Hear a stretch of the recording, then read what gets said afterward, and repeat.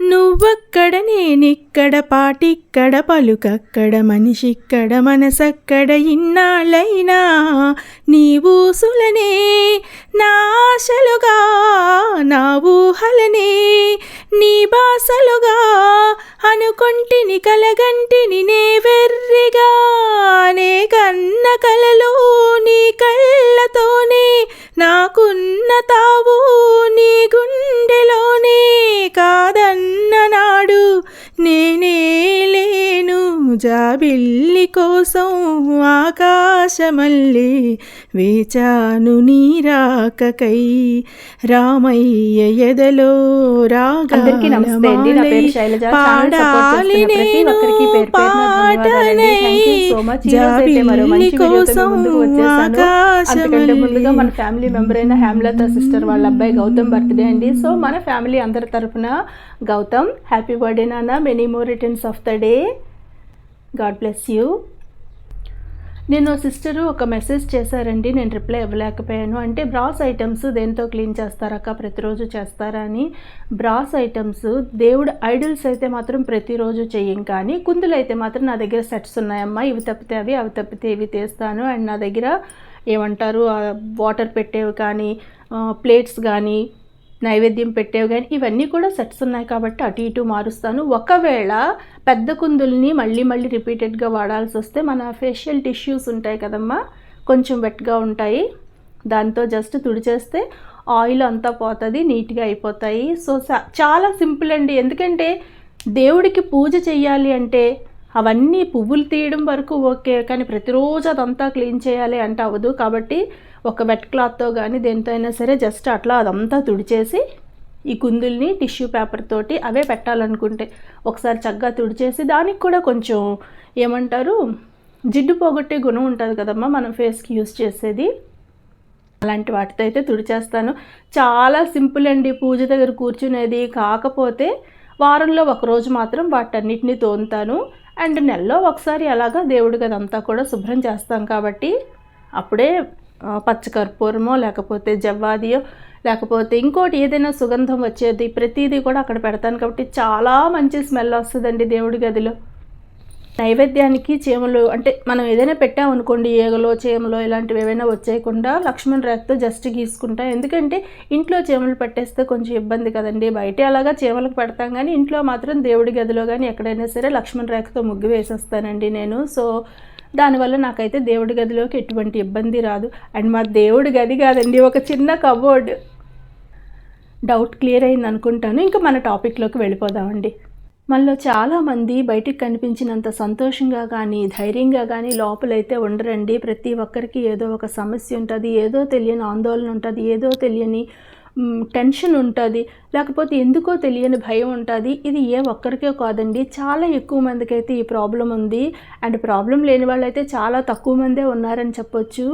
So నేనైతే అలాగే ఉండేదాన్ని అండి, చెప్పడానికి భయమే ఉంది, చాలా భయంగా ఉండేది. బయటికి కనిపించినంత సంతోషం అయితే లోపల ఉండేది కాదు. ఎందుకంటే ఏదైనా సరే మనం అనుభవిస్తేనే తెలుస్తుందండి కొన్ని విషయాలు. అంటే మానసికంగా అయితే మాత్రం ప్రతిదీ కాదండి. నేను మళ్ళీ చెప్తున్నాను, ఈరోజు అయితే టాపిక్ ఒంటరితనం గురించి కాబట్టి నేను ఎలా సఫర్ అయ్యాను, ఎలా దాన్ని ఓవర్కమ్ చేశాను, అండ్ నేను చేసిన పనులు మీకు ఎవరికైనా ఉపయోగపడ్డాయి అనుకోండి, అంతకంటే సంతోషం ఏముందండి.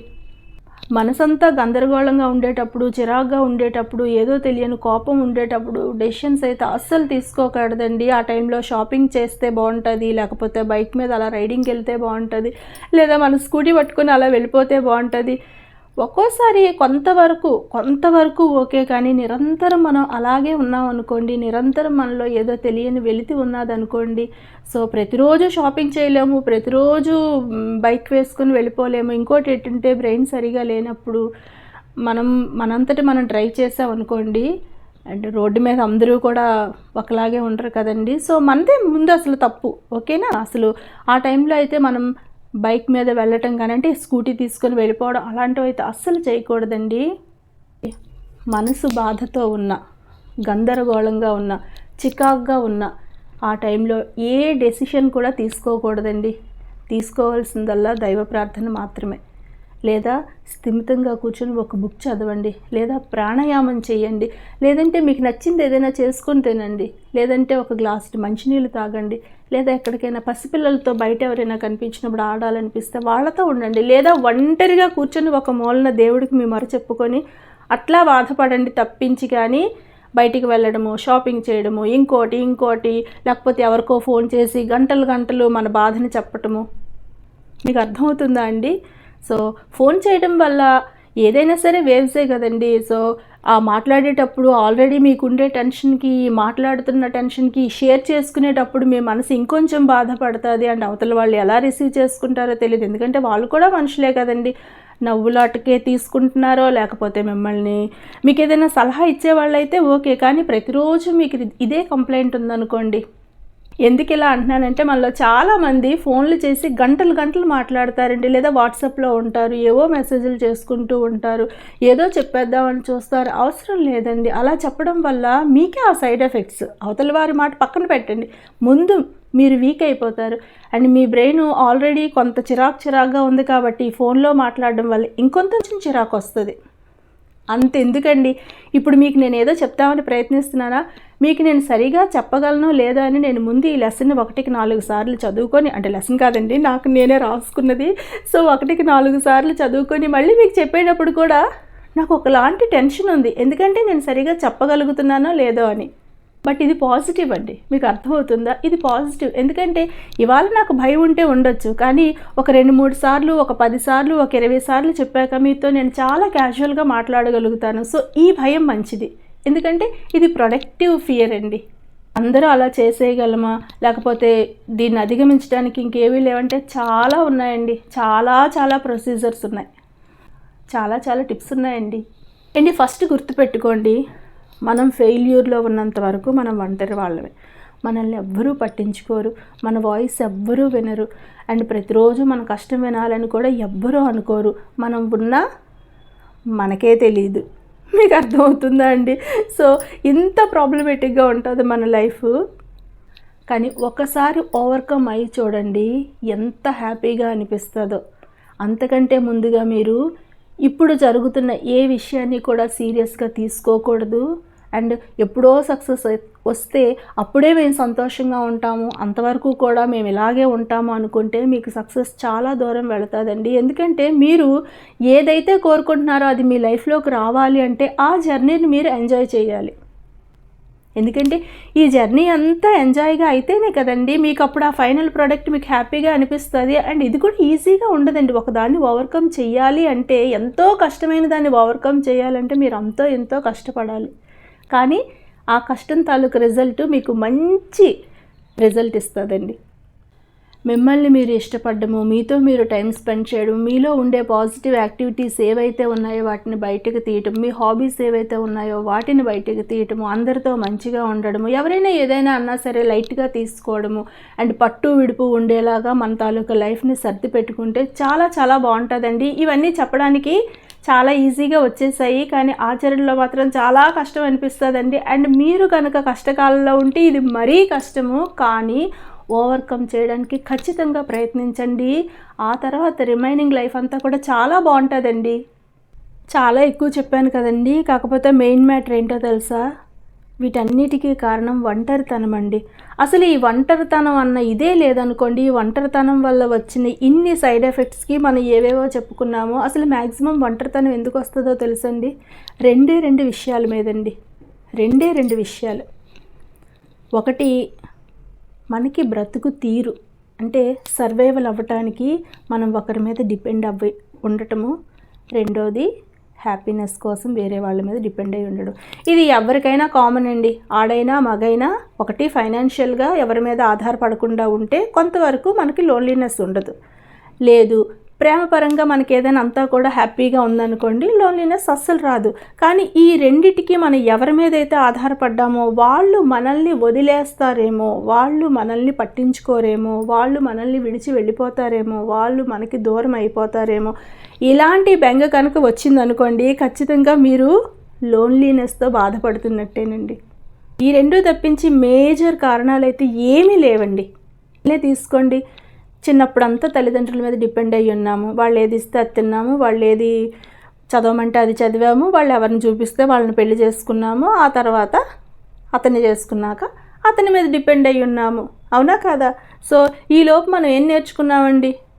ఏం నేర్చుకున్నాం? మనకి ఏమైనా నేర్పించారా? చదవమన్నారు, ఒక అబ్బాయిని చూసి పెళ్లి చేశారు, అంతే తప్పించి మనకి ఒక ఇంటి పని రాదు, వంట పని రాదు, లేకపోతే ఫైనాన్షియల్గా మనకి స్టాండర్డ్ అవ్వడానికి ఎడ్యుకేషన్ లేదు. ఒకవేళ ఎడ్యుకేషన్ ఉన్నా కూడా జాబ్ చేయించే పరిస్థితులు లేవు. అసలు మనం ఎందుకు కూడా క్యాపబుల్గా లేమనుకోండి, ఏది కూడా నేర్చుకోలేదు అనుకోండి, ప్రతిదానికి వాలిపోయామనుకోండి, ఆటోమేటిక్గా మనలో ఒంటరితనం బయలుదేరుతుందండి. అంటే మనం ఎప్పుడైనా సరే ఎవరి మీదైనా డిపెండ్ అయ్యి ఉండిపోయాం అనుకోండి, వాళ్ళు మనల్ని చులకన చేస్తారు, మనల్ని పట్టించుకోరు, అండ్ ఆ తర్వాత వాళ్ళు మనల్ని వదిలేస్తారేమో, మనకు దూరం అయిపోతారేమో. ఎందుకంటే వాళ్ళు తప్పించి మనకి ఇంకో ఆప్షన్ లేదు ఇక్కడ. మనకి ఒక అమ్మాయికి ముందంతా పేరెంట్స్ చూస్తారు, ఆ తర్వాత పెళ్లి చేశాక అబ్బాయి చేతిలో పెడతారు, ఆ తర్వాత అబ్బాయి కానీ ఇది అవ్వకపోతే పిల్లల కంటే సెటరేట్ అయిపోతావని చెప్పేసి పిల్లల్ని కనమంటారు. ఒకరిద్దరు పిల్లలు కన్న తర్వాత ఆయన అటు బిజీ అయిపోతారు, మీరు వీళ్ళ వెనకాల పరిగెడతారు. ఆ తర్వాత మీ పిల్లలు ఒక టాయ్ కాబట్టి వాళ్ళకి స్నానం చేయించి వాళ్ళ పాలన మంచి చెడు అంతా చూసుకుంటారు. వాళ్ళకి కొంత ఏజ్ వచ్చిన తర్వాత వాళ్ళు కూడా వాళ్ళ లోకం అంటూ వాళ్ళకు ఉంటుందండి. సో అప్పుడు మళ్ళీ మీ లైఫ్ ఏమవుతుందండి? ఆలోచించండి ఒకసారి. ఆ తర్వాత మీ డాడీ అలా ఉన్నా మీ గురించే నేను బ్రతికాను, ఎవరేమన్నా సరే మిమ్మల్ని ఆధారంగా చేసుకొని మిమ్మల్ని చూస్తూ నా ప్రాణాలు నిలబెట్టుకున్నాను, మీరే నా సర్వస్వం, మీరే నా ఇదంటే వాళ్ళకి మనం బర్డెన్గా ఉంటామండి. ఎప్పుడైనా సరే ఒకటి గుర్తుపెట్టుకోండి, ఒకరి మీద మనం ఆధారపడ్డాము అంటే మనం అక్కడ బరువే. ఎలా అక్క ఈ రెండు కాకుండా ఎలా ఉంటాము అంటే ఉండొచ్చండి, చాలా హ్యాపీగా ఉండొచ్చు, చాలా. నేను చెప్పే టిప్స్కి మీరు ఎవరిని వదిలేయాల్సిన పని లేదు, ఎవరితో తగువ పెట్టుకోవాల్సిన పని లేదు, ఎవరిని నిందించాల్సిన పని లేదు, ఏమీ చేయాల్సిన పని లేదండి. ఇప్పుడైనా సరే మీ వర్క్ షెడ్యూల్ని ఒక ప్రాసెస్లోకి తెచ్చుకొని మీకంటూ మీరు టైంని క్రియేట్ చేసుకొని ఏదైనా నేర్చుకోవడానికి ట్రై చేయండి. ఫైనాన్షియల్గా అంతో ఎంతో ఏమీ లేని ఒక పెద్ద జీరో దగ్గర నెలకి మీరు ఒక 1000 రూపీస్ వచ్చేలాగైనా చేసినా కూడా మీకు నమ్మకం వస్తుందండి. మీరు అది వర్క్ ఫ్రమ్ హోమ్గానే చేయొచ్చు, మీ ఇంట్లో నుండే మీరు చేయొచ్చు. ఇప్పుడు అందరి ఇళ్లలో కూడా టెక్నాలజీ అయితే ఉందండి, ఫోన్స్ ఉన్నాయి కదండి, ఆ ఫోన్లే చాలండి. మీరు ఏదైనా కుట్టింది అమ్మాలనుకున్న అమ్మొచ్చు, లేదా మీరు యూట్యూబ్ స్టార్ట్ చేయొచ్చు, లేకపోతే ఎవరికైనా సరే ఆన్లైన్లో ట్యూషన్స్ చెప్పొచ్చు చిన్నపిల్లలకి. ఇప్పుడు ప్రతిదీ చేయలేము అన్నదైతే ఏమీ లేదండి. మీరు కనుక ఫైనాన్షియల్గా డిపెండ్ అయ్యి మీరు చులకన అయిపోతున్నారంటే మీరు ఎర్న్ చేయడానికి ఒక ఆధారాన్ని వెతుక్కోండి. ఒకవేళ మీరు సంపాదిస్తున్న వాళ్ళు అనుకోండి, మీరు ఒక జాబ్ చేస్తున్న లేడీ అనుకోండి, లేకపోతే జాబ్ చేస్తున్న జెంట్ అనుకోండి, మీ ఫ్యామిలీకి మీరు సంపాదిస్తున్న దాన్ని ప్రేమగా పంచండి, ప్రేమగా వాళ్ళ అవసరాలు చూడండి, ప్రేమగా వారిని చూసుకోండి. అంతేగాని వాళ్ళ కోసం మీరు కష్టపడిపోతున్నాం, మీ చెమట ఓడుస్తున్నాము, డే అండ్ నైట్ వాళ్ళ కోసమే శ్రమిస్తున్నామని చెప్పేసి వాళ్ళ మీద మీరు అగ్రెసివ్ అయిపోయి చీప్గా చూసి ఇంకోలా చేశారనుకోండి, అప్పుడు మీరు రెండో దానికి డిపెండెంట్ అవుతారు. ఏంటది? హ్యాపీనెస్ అండి. మీకు సంతోషం ఉండదు, మీరే సంపాదిస్తున్నారు, మీరే ఫ్యామిలీని చూసుకుంటున్నారు, మీరే ఫ్యామిలీకి పెద్ద దిక్కు అని మీరు కనుక వాళ్ళందరి మీద ప్రతిరోజు క్లాసులు తీసేసుకున్నారనుకోండి, లేదనుకోండి తెలియని ప్రౌడ్ ఉన్నదనుకోండి, మీకు హ్యాపీనెస్ ఎలా వస్తుందండి? మీ దగ్గర డబ్బు ఉంటే డబ్బుతో ఫ్యామిలీని బాగా చూసుకోండి, రిటర్న్లో వాళ్ళు మీకు హ్యాపీనెస్ ఇస్తారు. మీరు కనుక ఫైనాన్షియల్గా ఫ్రీగా ఉన్నారనుకోండి, మీ ఫ్యామిలీని ప్రేమగా చూసుకోండి, డబ్బులు బాగా ఖర్చు పెట్టండి, వాళ్ళ తాలూకు సెక్యూరిటీ ఖర్చు పెట్టండి, వాళ్ళ అవసరాలకు ఖర్చు పెట్టండి, మీ ఫ్యామిలీని ఇంకొంచెం మంచిగా ప్రేమగా చూసుకోండి. అట్ ద సేమ్ టైం వాళ్ళ మీద క్లాసులు తీసుకోకండి. మీరు ఎంత కష్టపడిపోతున్నారో ప్రతిరోజు వాళ్ళకి చెప్పాల్సిన పని లేదు, అండ్ ప్రతిరోజు మీరు వెళ్ళేటప్పుడు ఒకలాంటి టెన్షన్ క్రియేట్ చేయాల్సిన పని కూడా లేదు. ఏంటి దేనికోసం కష్టపడుతున్నారో అది ముందు తెలుసుకోండి. అండ్ కొంతమందితో మనం కనుక టైం స్పెండ్ చేసాం అనుకోండి, ఒకరోజు క్షణంలో అయిపోతుంది, కొన్ని గంటలు టక్కుమని అయిపోతాయి. కొంతమంది ఒక్కొక్క నిమిషం, ఒక 2 నిమిషాలు మాట్లాడారనుకోండి, ఎక్కడ లేని డిప్రెషన్ మనకే వచ్చేస్తుంది. సో వాళ్ళలో ఏం లేదండి, హ్యాపీనెస్ లేదు. వీళ్ళు ఎప్పుడూ కూడా ఎవరికో ఒకరికి తన సోది చెప్తూనే ఉంటారు, వాళ్ళ బాధల్ని చెప్తూనే ఉంటారు, కానీ అందులోంచి బయటికి రాగలమా లేదని ఏ ఒక్కరోజు కూడా ఆలోచించరు. ఏంటి ఎప్పుడైనా సరే మీ దగ్గర ఉన్నదాన్నే అవతల వాళ్ళకి ఇవ్వగలరు. మీ దగ్గర డబ్బులు ఉన్నాయనుకోండి, డబ్బులు వేరే వాళ్ళకి ఇవ్వగలరు. మీకే అప్పులు ఉన్నాయనుకోండి, మీరు ఎవరికి ఇస్తారండి?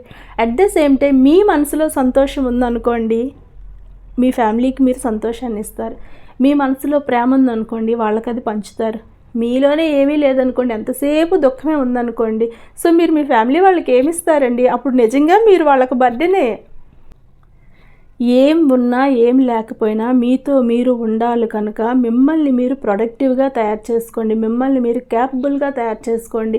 మీకు ఎడ్యుకేషన్ ద్వారా ఏమైనా అమౌంట్ సంపాదించాలి, డిపెండెంట్గా ఉండకూడదు అనుకుంటే ఏదైనా జాబ్ చేయండి, ఎక్కడైనా పని చేయండి, లేదా యూట్యూబ్లో ఏదైనా వర్క్ చేయండి. లేకపోతే ఏదో ఒకటండి, ఈ రోజుల్లో బ్రతకడానికి బోలెడన్ని మార్గాలండి. మనకి అవైలబుల్గా ఉండే ఏదో ఒక మార్గం, మంచి మార్గం.